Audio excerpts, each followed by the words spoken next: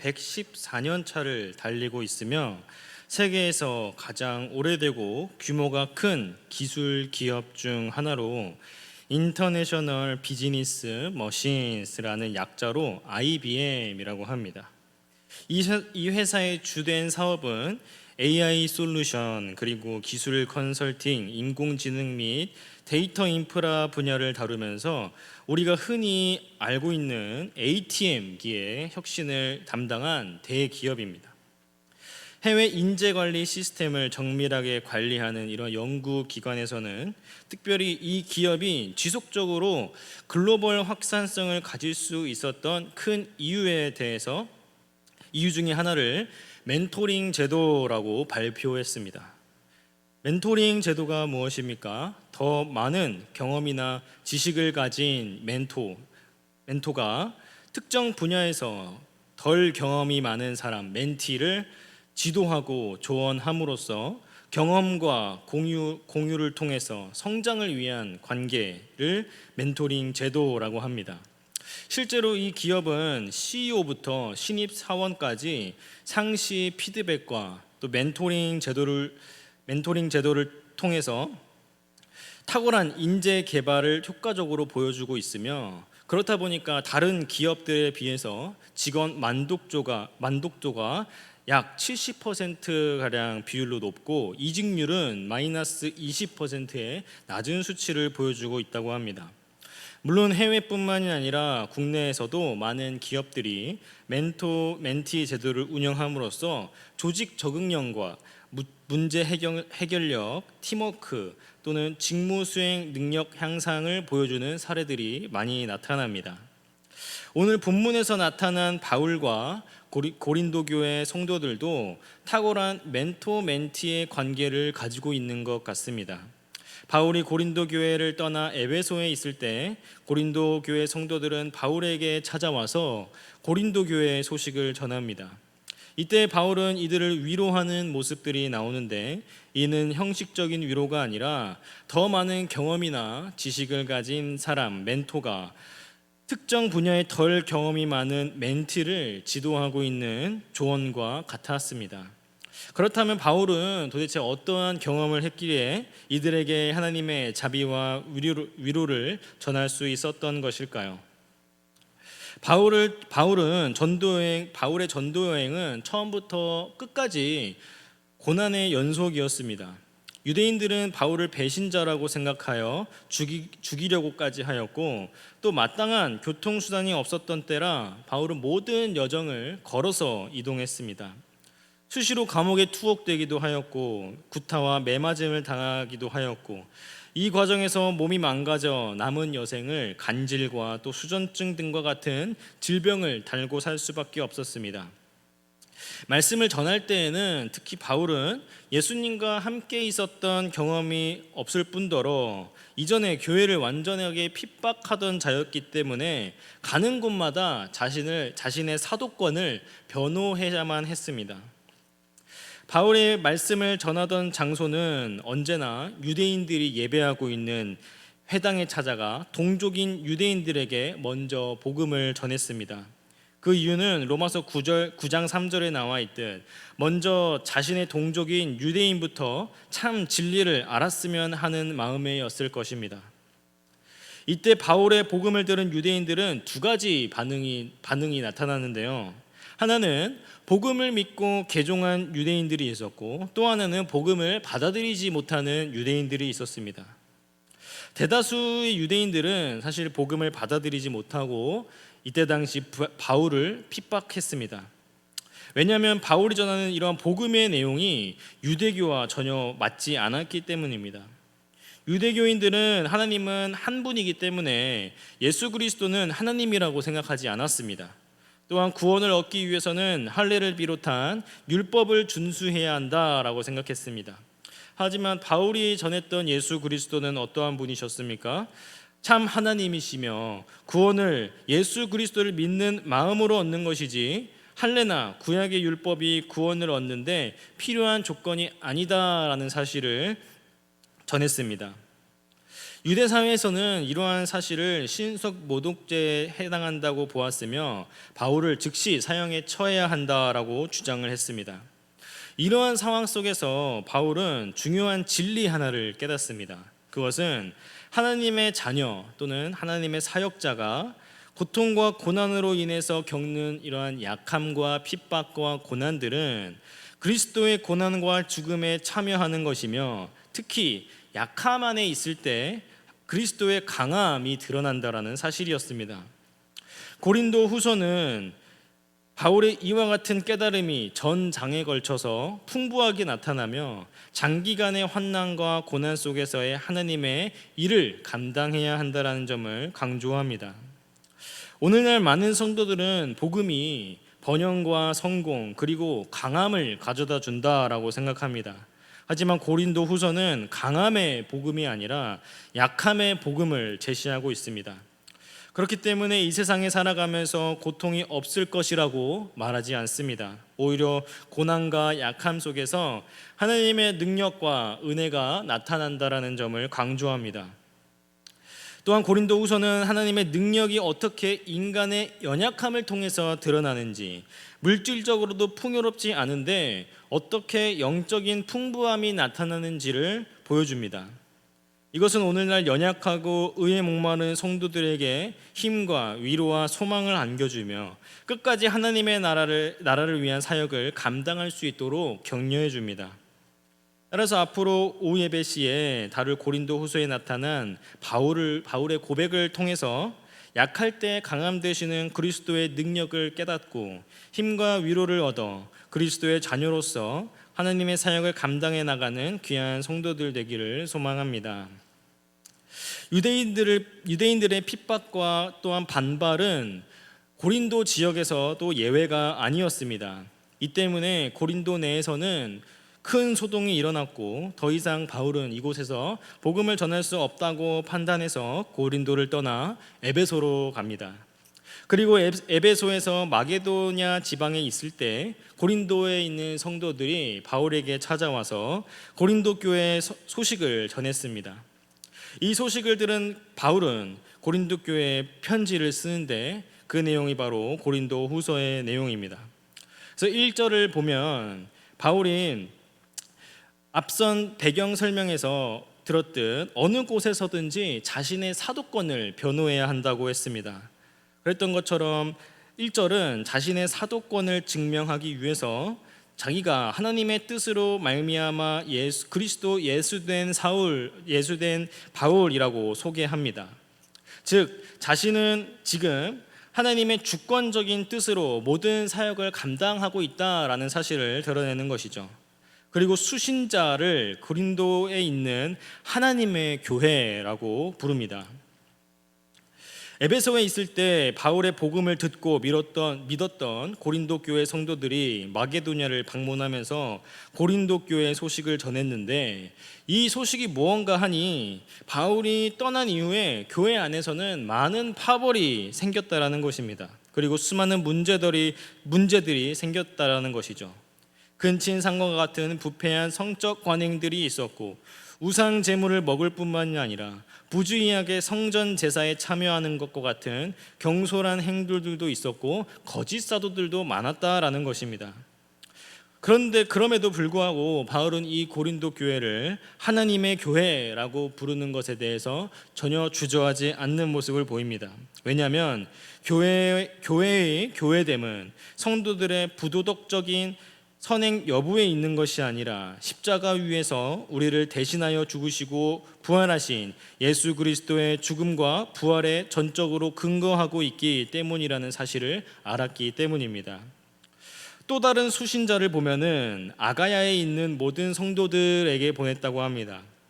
여기서 말하는 아가야는 고린도 지역을 수도로 하는 넓은 지역을 의미하며, 고린도 교회의 성도들이 인근 지역을 왕래하면서 복음을 전했고, 그 결과 이 지역에는 교회 형태는 아니지만 모여서 기도하는 공동체가 생겼음을 암시합니다. 즉 바울은 고린도 교인들에게 아가야에서 함께 모여 예배하는 공동체도 성도라는 사실을 나타냅니다. 우리는 여기서 교회 공동체와 성도의 의미를 분명하게 발견할 수 있습니다. 먼저 교회 공동체는 언제나 수많은 문제들이 발생할 수 있다라는 것입니다. 그럼에도 불구하고 교회는 예수 그리스도를 머리로 한 성도들의 연합이라는 사실을 기억해야 합니다. 때문에 교회 안에서 영적이고 도덕적인 차원에서 왜곡된 모습을 보여주더라도 우리는 세상의 방식으로 해결할 것이 아니라 머리 대신 그리스도를 따라 분별해야 합니다. 이어 성도는 죄인의 신분에서 하나님의 은혜로 세상으로부터 부르심을 받은 구별된 자를 의미합니다. 어떠한 부르심입니까? 하나님과 화해된 은혜와 축복을 세상 가운데 흘려보내는 부르심입니다. 고린도 교회 성도들이 아가야 지방에 가서 복음을 전하고 그들과 함께 모여 예배할 때 바울은 이 모든 사람들을 성도라 부른 이유가 바로 여기에 있는 것입니다. 이후 2절을 보면 고린도 교회와 성도들에게 하나님 우리 아버지와 주 예수 그리스도로부터 은혜와 평강이 있기를 원하노라 하며 문안 인사를 합니다.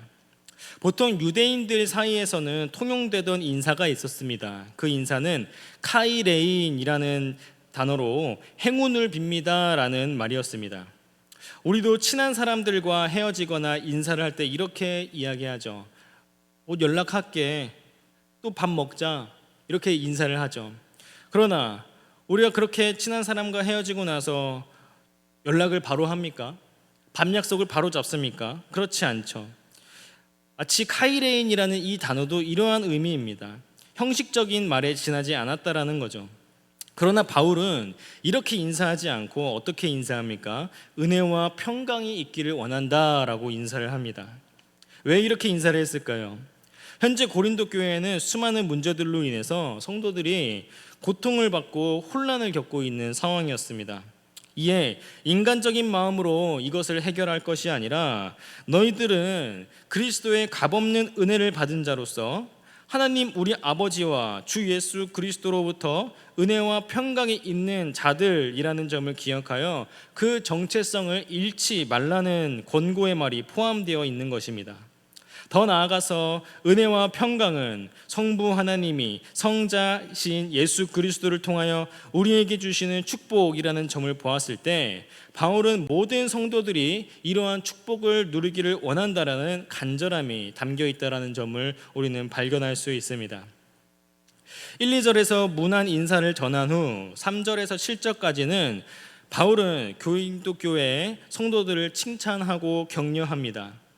바울은 고린도 교회 성도들이 찾아와서 그 교회 소식을 전할 때 그래도 일부의 성도들은 수많은 문제 속에서 어려움을 잘 견뎌내고 있다라는 소식을 듣고 기뻐합니다. 그래서 이들을 칭찬함과 동시에 하나님을 찬양합니다. 특히 3절에서의 핵심은 하나님의 자비와 위로를 나타내고 있습니다.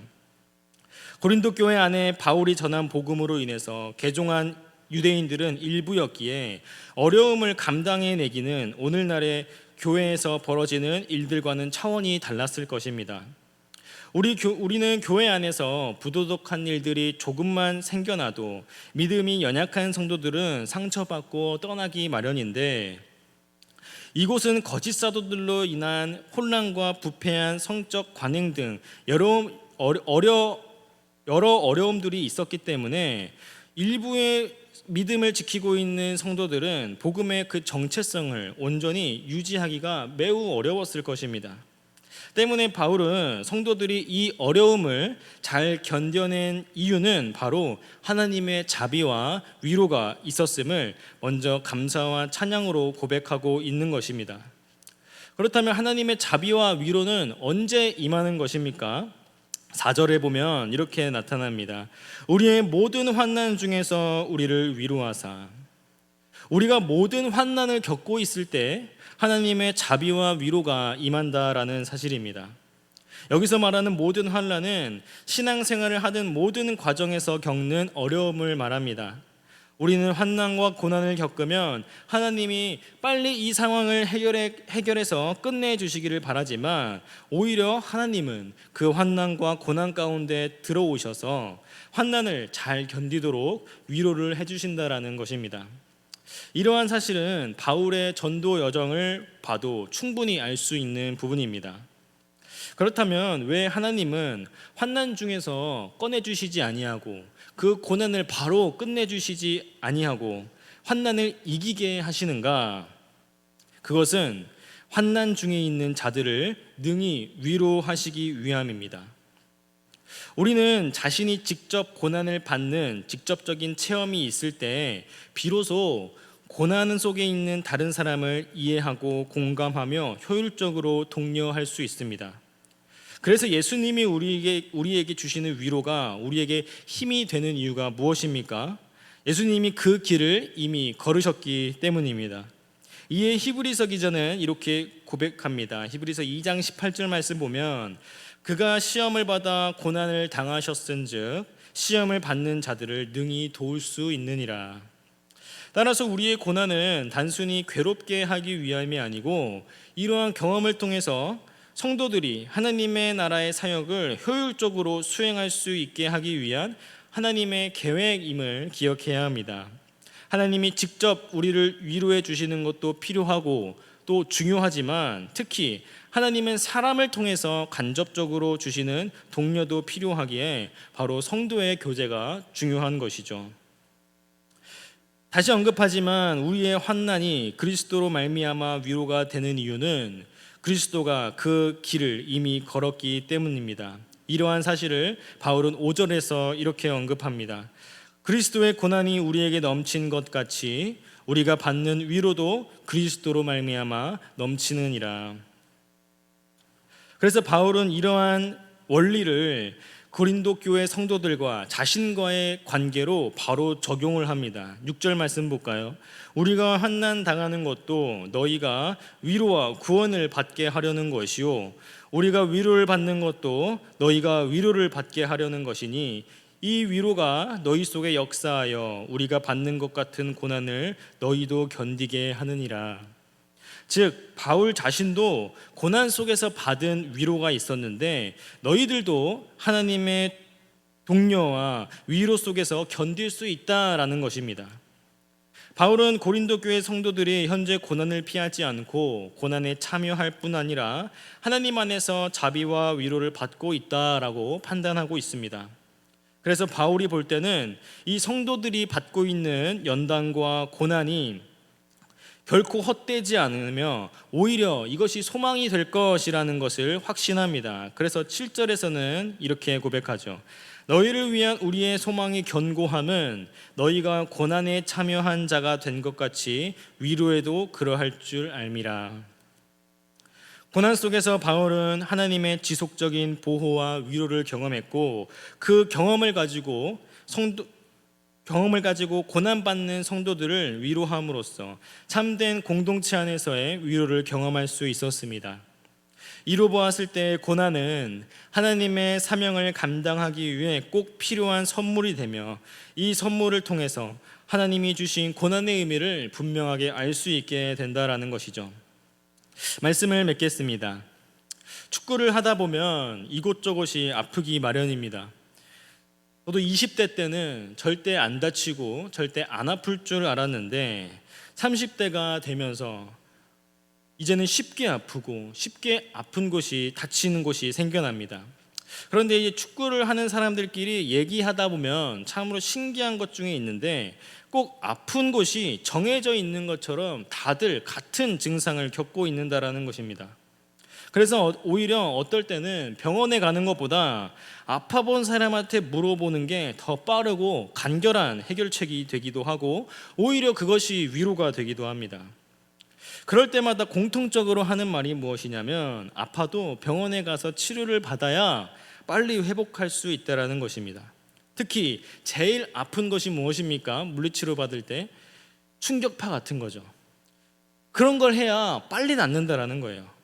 그래서 다시 복귀해서 운동을 하기 위해서라면은 빨리 복귀하기 위해서라면은 그런 아픔도 감내해서라도 병원에 가서 치료를 받아야 한다라는 것이죠. 여러분 우리 삶 가운데에서도 고난과 아픔을 달거워하는 사람들은 없습니다. 하지만 하나님의 일을 하기 위해서는 우리 안에 불순물을 제거해야 하는 상황이 오기 마련입니다. 그리고 그 상황은 나를 위한 것이 아니라 하나님이 우리를 통해 주변 성도들에게, 믿지 않는 자들에게 위로와 공감으로 위로해 주시기 위함이라는 사실을 기억해야 합니다. 때문에 고난이 있을 때, 우리에게 연약함이 있을 때, 어려움이 있을 때 우리가 기억해야 할 것은 그 상황을 빨리 빠져나오기보단, 그것을 빨리 해결하기 위해서 궁리하기보다는 고난 속에 깊이 묻혀 있고 길고 긴 시간 동안에도 지속적으로 하나님을 만나며 고난 속에 담긴 하나님의 뜻이 무엇인가를 묻는 믿음이 필요할 것입니다. 그래야 하나님의 독려하시는 음성을 듣는 성도들이 되기를 소망합니다. 그래야 그 안에서 받은 하나님의 자비와 위로를 가지고 같은 고난 속에 있는 다른 사람들을 효율적으로 돕는 귀한 성도들이 되기를 간절히 소망합니다. 기도합니다. 하나님, 오늘 고린도 교회를 향한 바울의 위로와 또 말씀을 통해서 하나님이 주시는 고난의 의미를 깨닫습니다. 하나님, 우리 삶 속에 있는 모든 고난과 어려움이 있을지라도 우리가 그것을 불평하고 원망하기보다는 하나님이 이 시간을 주신 이유를 온전히 기억하고 깨닫는 시간으로 나아갈 수 있도록 인도하여 주시옵소서. 그리하여 우리 주변에 믿지 않는 자들 또는 주변의 성도들에게 위로와 공감으로 위로할 수 있는 능력을 허락하여 주시옵소서. 감사하며 예수님의 이름으로 기도드립니다. 아멘.